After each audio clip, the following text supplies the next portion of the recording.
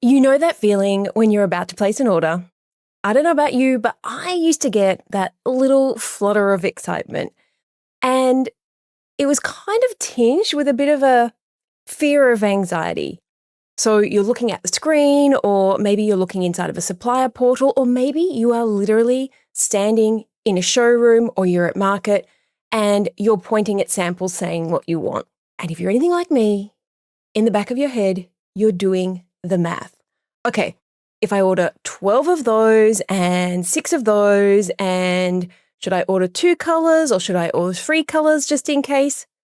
But underneath all of that, there was this knot of anxiety, which was, I hope these sell. When the stock arrives, I remember posting on Facebook back in the day, like 2007, 2008, where we could post, Selena is feeling excited about unpacking a box from such and such supplier. I mean, do you remember the days? I don't know. If you've been around as long as I do, the days when you could post something as simple as that and you could get hundreds and hundreds of likes, no pictures. Oh, bring them back. Anyway, the stock arrives, you unpack it, maybe you need to photograph it, you post about it, you launch it, and then it's crickets. Sometimes it sells, but even worse is when it sells slowly. Now, not enough to feel like a win, but just enough for you to keep from just writing it off in general.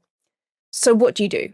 Well, if you're anything like me and most of the people that I talk to, when something isn't moving or it's not moving as fast as you want, you end up discounting it or you end up panic posting, or you bundle it with something else and you order more stock to try and fix this problem that you think more stock, more volume, more variety is going to fix.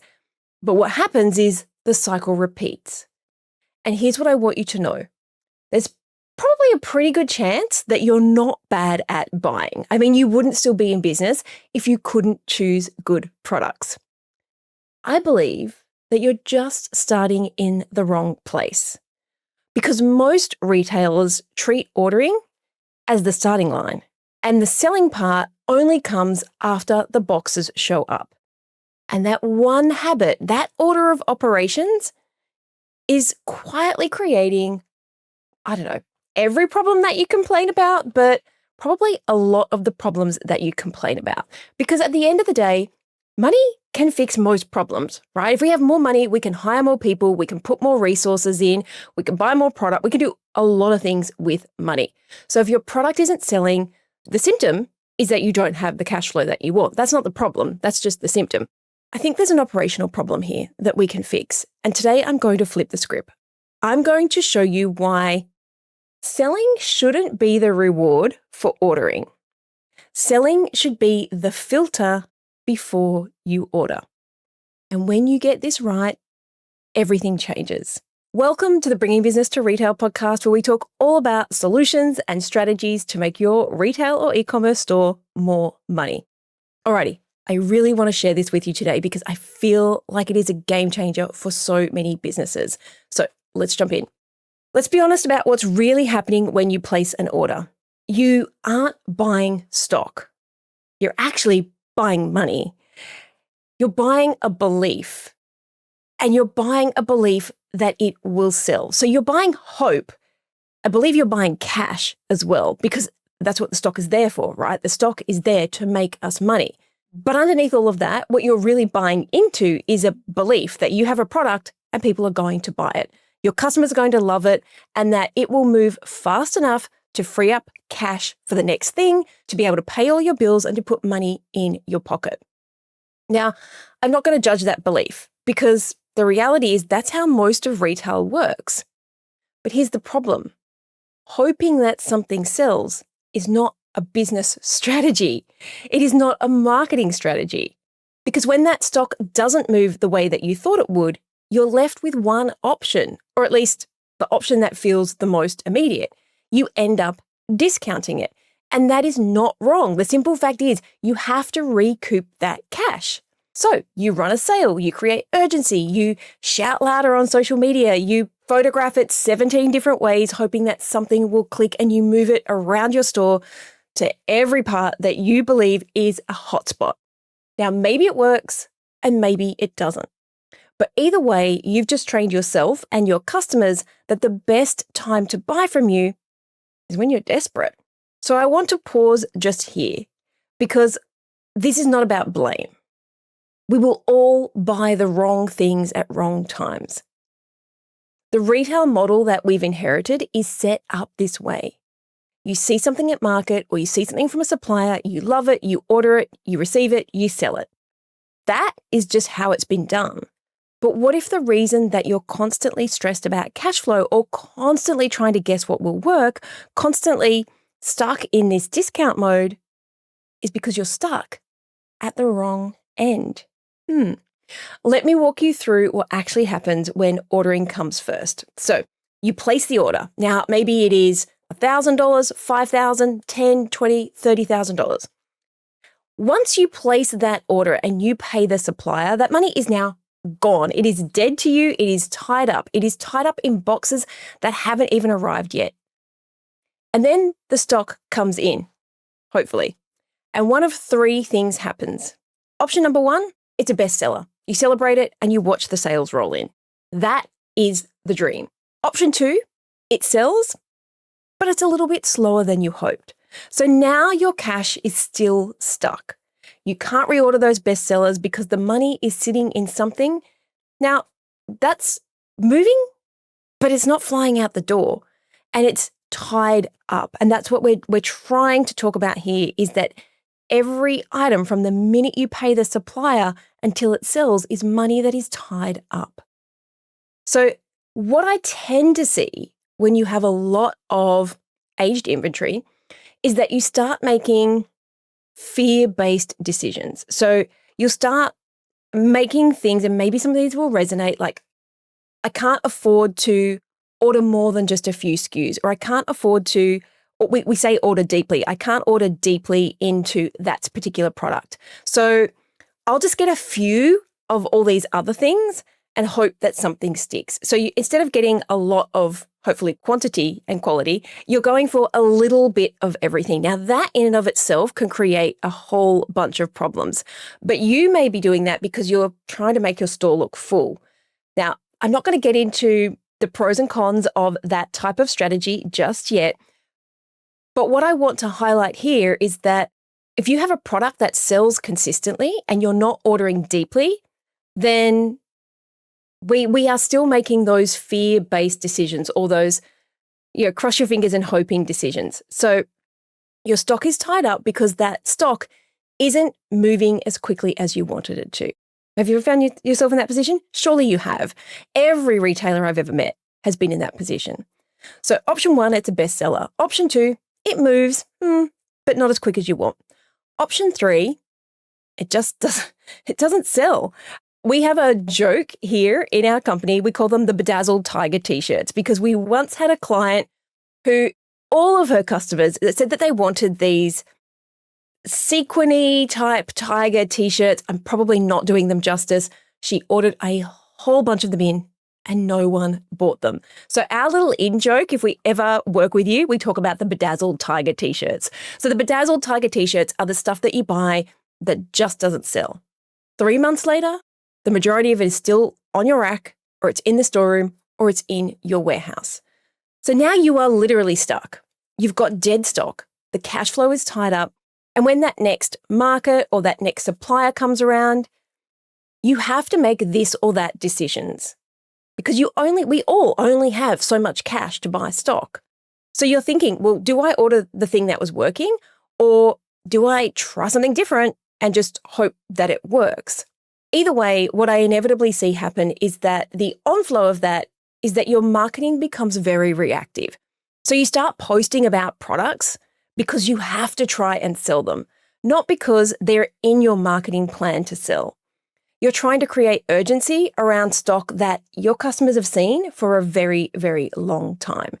And you are literally crossing your fingers and hoping that someone buys it. And when they don't, you have to move it on. You have to discount it. So here's what I need you to hear. It doesn't have to be this way. Just like so many suppliers rely on indent ordering for you having to pony up the cash for them to fund their manufacturing runs, you too can flip the script. Because when you order first, you make decisions in a vacuum. You are literally guessing at what will sell. And then you're spending the next 3 months trying to prove that your guess was right. But what's the alternative? Well, it's as simple as stop treating ordering as step one. Instead of buying it, receiving it, photographing it, uploading it, launching it, hoping that it sells, and then maybe discounting, what if you did this? You tested the product. You validated the product. You proved that someone wanted it.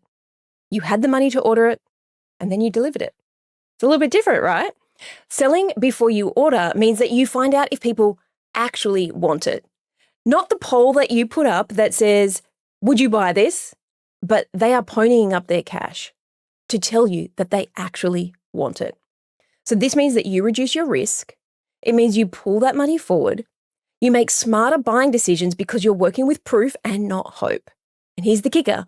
When you sell first, you don't have to discount because you are not stuck with stock that you are trying to move. You're fulfilling demand that you have already captured.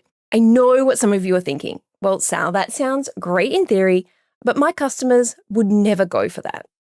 Now, honestly, I would say most of the time that I suggest doing this, 9 out of 10 people that I consult to tell me that they can't do it.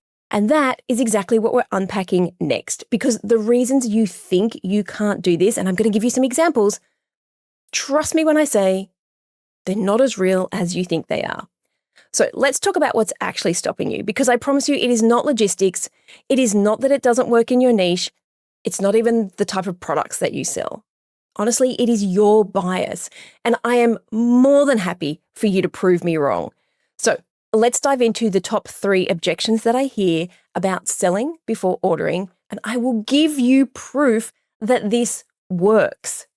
Okay, reason number 1, my customers won't buy something before it isn't here yet, and I'm going to lump into this category, pre-selling doesn't work in my niche. Those two things sound kind of the same, but these are the 2 big arguments that I hear. My customers won't buy it if it's not here, and it just doesn't work. It doesn't work for my products in my niche.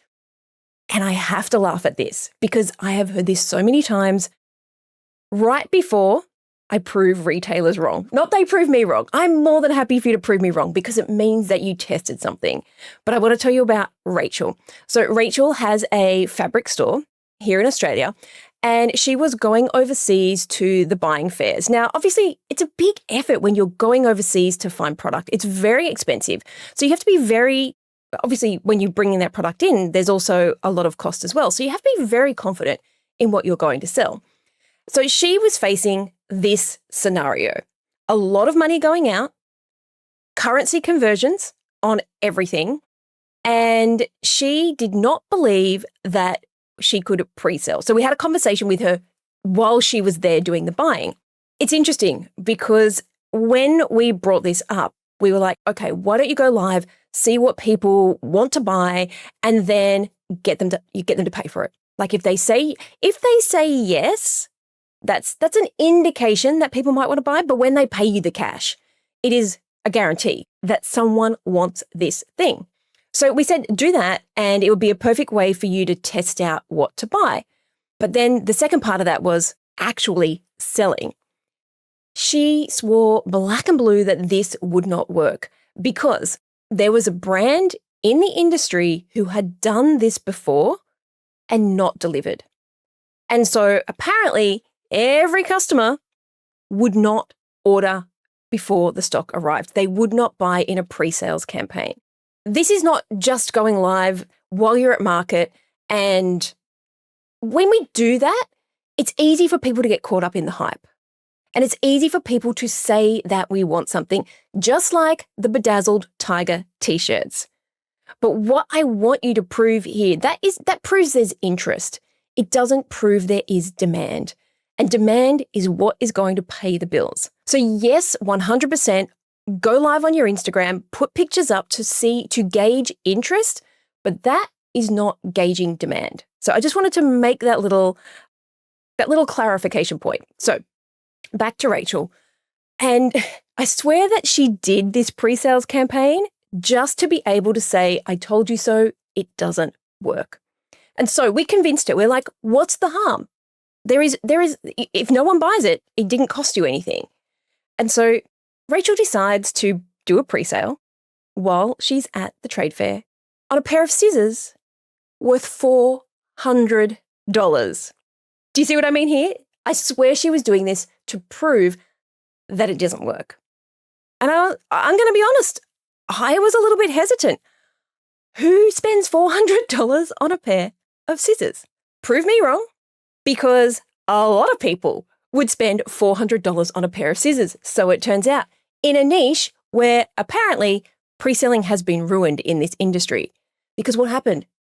She sold all that she was able to get while she was at the trade fair. Like, she literally went back to see how much more she could get and sold out. So here's what I've learned. Your customers, no matter what you think, will absolutely buy before the stock arrives. If they trust you and if they want the thing. Think about it. We pre-order books, we pre-order concert tickets, we pre-order limited edition sneakers. I mean, people will line up out the door to pre-order an iPhone. Kickstarter campaigns do it. Subscription boxes do it. These days, we are used to the model in our life. We are used to having to pay for something that we really want and wait for it. Even in this moment where every scroll is immediate gratification. If we really want something, the simple fact is we will wait for it. So the question isn't whether they'll do it.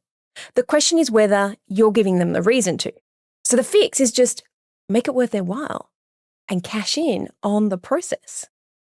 Alrighty. So that is hopefully myth busting number one, that it doesn't work in your niche and people will not buy it if they can't get it straight away. All right, reason number two. My customers will be angry if they have to wait.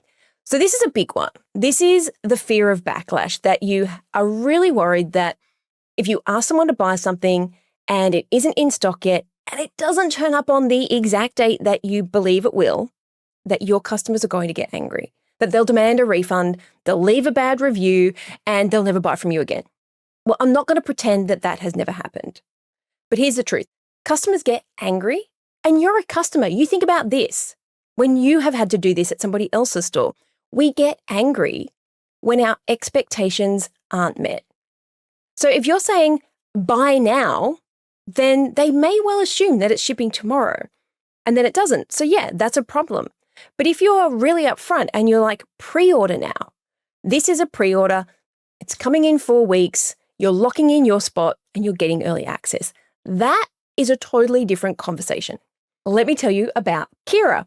Now, these are all real retailers, and I love that I am able to trot them out. It's a little bit self-validating that sometimes I'm right and I know what I'm talking about. But more importantly, it proved a model for these retailers that means that they are no longer having to pony up the cash for something that they don't know if it will work. Because trust me when I say I have invested in very expensive stock before, thinking that customers would buy it, only to have crickets, even though everyone swore black and blue that they wanted it. So back to Kira. So she found herself in this situation. She sells yoga clothes. I think that's the right word. Yoga clothes, yoga gear. And she had decided that she was sick of Sal harping on about pre-sales campaigns and that she would take the leap. She would run a campaign for a production run of her latest print in one of her best-selling tights. On the surface, it went well until it didn't. Those tights didn't arrive when they were supposed to. So the manufacturer had issues with the fabric or something, and then the delivery got stuck in the ports. It was just one thing after another that was completely out of Kira's control. Did the customers get angry and demand refunds? Yes. One person asked for a refund because it was a present. That one person didn't get angry and troll her on Instagram. There were not hordes of people asking for their money back because we had already mapped out the contingency of what would we do if this happened and how it was going to be communicated. And she just put that process in place. So out of I'm going to say there were like 150 orders, one person asked for a refund. Now, it doesn't mean that some people weren't a little bit upset that they didn't get it. Everyone gets a little bit upset if you don't get something when you think you're going to get it. But the reality is it didn't cost her any money, one refund. So just a quick recap. We aren't not selling before we order our product because it won't work in your niche or your customers won't pay up front and customers will get angry if the product doesn't arrive when you say it will. The third reason is that you just don't know how to do it, that you just don't know how to run a pre-sales campaign. And that's honest. Like, there's a lot of things we don't know how to do. I respect it when someone says, I just don't know how to do that. We don't know what we don't know.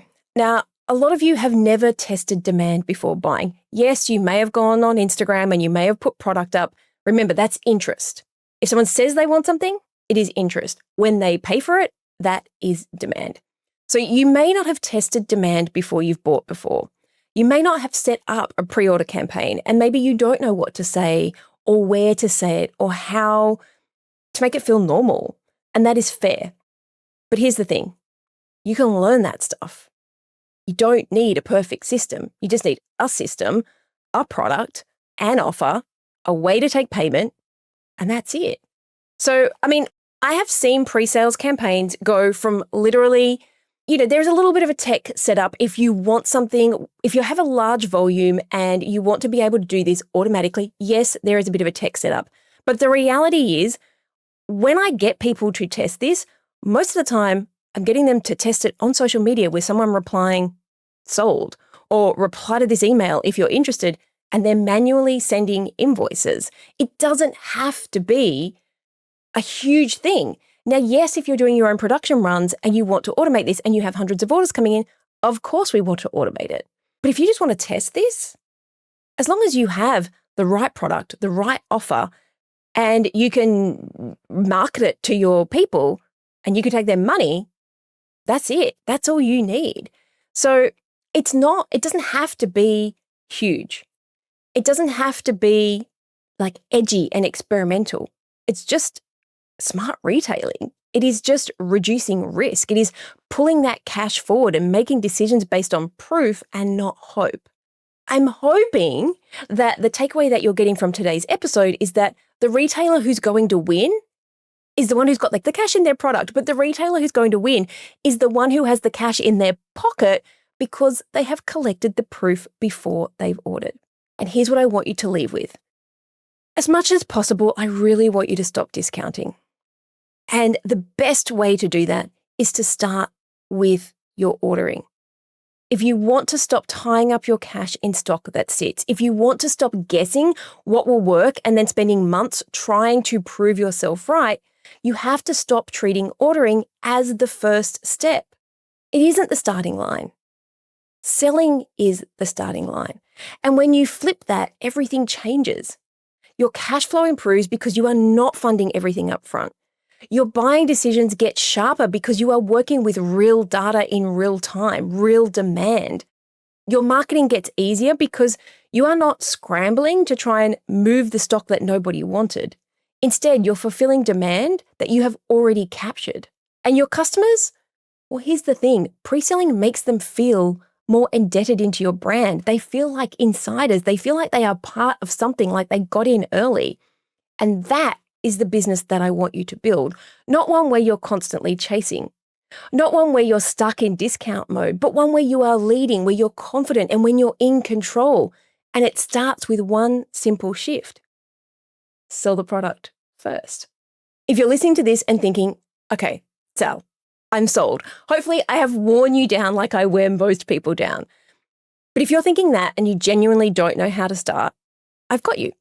Because I went and created something specifically for this. So I've been using this with my consultancy clients, but I've decided that there's a lot of indecision in retail right now. So let's give you some decision making.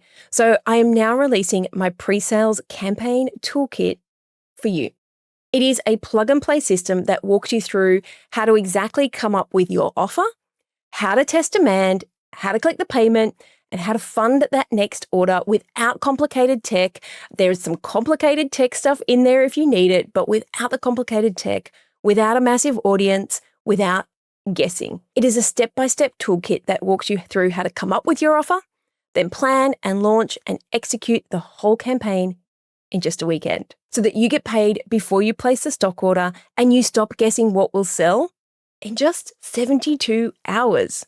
I don't know about you, but that's my instant gratification, cash in my pocket that quickly. It's not theory. It is literally the system that I use with my consultancy clients, and it is something that you can implement this weekend, and you can use it to generate cash without discounting. So if you are ready to stop ordering first and start selling first, I want you to go to selinaknight.com/toolkit and you can grab it, because the retailer who wins isn't the one with the biggest budget.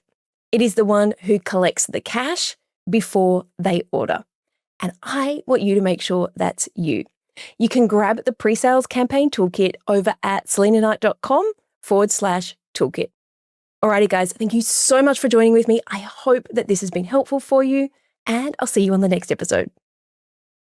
So that's a wrap. I'd love to hear what insight you've gotten from this episode and how you're going to put it into action. If you're a social kind of person, follow me at @TheSelinaKnight and make sure to leave a comment and let me know. And if this episode made you think a little bit differently, or gave you some inspiration, or perhaps gave you the kick that you needed to take action, then please take a couple of minutes to leave me a review on your platform of choice. Because the more reviews the show gets, the more independent retail and e-commerce stores just like yours that we can help to scale. And when that happens, it's a win for you, a win for your community, and a win for your customers.